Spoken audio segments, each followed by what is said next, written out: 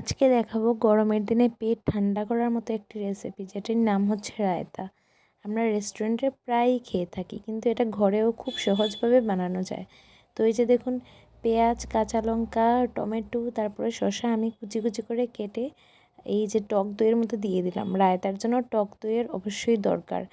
আর দইয়ের যে এক্সট্রা জল থাকবে সেটা কিছুই ফেলতে হবে না, দইটাকে শুধু একটু ফেটিয়ে নেবেন চামচ দিয়ে। তারপরেতে দিয়ে দেবো স্বাদ অনুযায়ী ঝাল। একটু ঝাল ঝাল হলে খুব বেশি ভালো লাগে। যদি যারা ঝাল না খান তো ঝাল দিতে হবে না। তারপরে পরিমাণ মতো নুন দিয়ে দেবো, যেহেতু টক দই তো মিষ্টিটা দেওয়া চলবে না, আর মিষ্টিটা আমি মনে করি হেলথের জন্য খুব খারাপ। আর এই রায়তাটা আপনারা ভাতের সাথে, পোলাও বা বিরিয়ানির সাথে খেয়ে দেখবেন, অনেক অনেক অনেক ভালো লাগবে। আমরা অনেক টাকা খরচ করে আমরা রেস্টুরেন্টে গিয়ে খাই, কিন্তু এটা ঘরেতেই টক দই থাকলেই বানানো যাবে। তারপরে আমি দিয়ে দেবো গোলমরিচ এটাতে। তারপরে সব ইনগ্রিডিয়েন্টসগুলো ভালো করে মিক্সড করে নেব।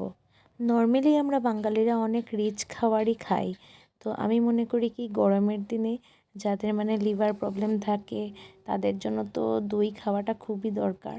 বা এমনিতেও আমাদের দইটা পেটের জন্য খুব ভালো, পেট ঠান্ডা রাখে। তো অবশ্যই এইটা ঘরে বানিয়ে অবশ্যই ট্রাই করবেন। আর খেতেও খুব মুখরোচক হয়।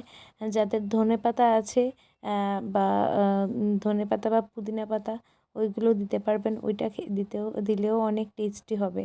আমার ঘরে যেহেতু ছিল না, তো সেজন্য দেওয়া হয়নি। আর যারা ঝাল খান না তারা ঝালটাকে স্কিপ করতে পারেন। তো এইটাকে ভালো করে এরকম করে ফেটিয়ে নিয়ে খেয়ে দেখবেন, অনেক অনেক অনেক টেস্টি লাগবে। তো আজকের ভিডিওটা এখানেই শেষ করলাম। সবাই কমেন্ট বক্সে জানাবেন কেমন লাগলো।